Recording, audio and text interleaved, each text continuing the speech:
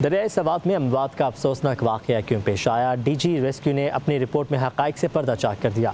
ज़राए के मुताबिक दरियाई सवात पर गैर कानूनी तामीरात के बायस पानी का बहाव शदीद मुतासिर है, जो अक्सर सैलाब का बायस बनता है। दरिया के करीब घर, होटल्स और कमर्शल प्लाजे बनाए गए हैं, जबकि नाक़िस नकासी निज़ाम, दरख्तों की कटाई और तजावज़ात के बायस भी सैलाब आते हैं। बताया सुबह 9:37 पर पानी की सतह 60,000 क्यूसिक से बढ़ गई।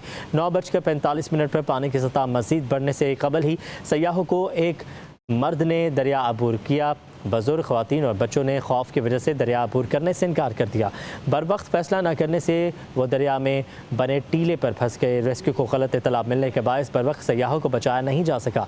दूसरी जानिब डायरेक्टर जनरल PDMA ने सानह सवात पर इंक्वायरी कमेटी को बयान रिकॉर्ड करवा दिया है। सरकारी ज़राए के मुताबिक इंक्वायरी कमेटी ने DG PDMA से 5 सवालात किए हैं। DG PDMA ने कहा, जब भी बारिश हो और सैलाब का खदशा हो तो ज़िला इंतज़ामिया को आगाह कर देते हैं। 23 जून को बारिशों से मुतालिक ज़िला इंतज़ामिया को अलर्ट जारी किया था। मज़ीद बात करेंगे हसन अली से।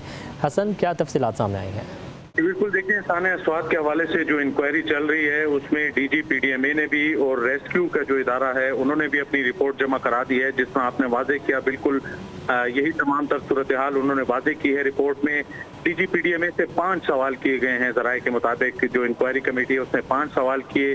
सबसे पहला सवाल यही था कि PDMA इदारे का काम क्या है वो बताया जाए, जिस पे उन्होंने जवाब दिया। इसी तरह 5 सवालों के जवाब उन्होंने दिए, फिर उसके साथ मजीद तफसीलात भी बताई कि उस वक्त सूरत हाल क्या थी। लेकिन PDMA की जो रिपोर्ट है और जो उन्होंने जवाब दिया उसमें वाज़े तौर पे उन्होंने कहा कि हमने तमाम तर ज़िले इंतज़ामिया को जितने मुताल्लिक़ा इदारे हैं उनको पेशगी इत्तला कर दी थी, पहले से अलर्ट जारी कर दिया था कि प्री मानसून की जो सूरत हाल है उसमें कुछ भी हो सकता है।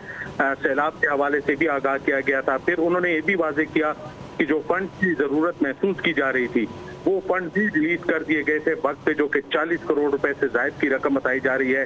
इसी तरह इमदादी सामान, खेमे, hygiene kits, life saving jackets वगैरह भी फराहम किए गए थे। जो रेस्क्यू की रिपोर्ट है उसमें बड़ा वाज़े अंदाज में ये कहा गया है कि जो बुजुर्ग, खवातीन और जो बच्चे वहाँ पे इस दरिया की नज़र हुए उसमें सूरत हाल ये बनी कि वो घबरा गए थे और दरिया वापस अबूर न कर सके। जिस वक्त ये सैलाब की सूरत हाल हुई उस वजह से जानी नुकसान ज़्यादा हुआ। ताहम रेस्क्यू की तरफ से भी कुछ कमजोरियों की निशानदेही की गई है, जो कि मुताल्लिका जो जगह है स्वात की उससे और जो दीगर जगह हैं उससे रिलेटेड हैं। खास तौर पर सियासी मकामात पे जो मंसूबे पहले से हो जाने चाहिए थे, जिनमें हिफाजती इक़दामात हैं, उनका भी जिक्र किया गया है। जी ठीक है, बहुत शुक्रिया अपडेट करने के लिए।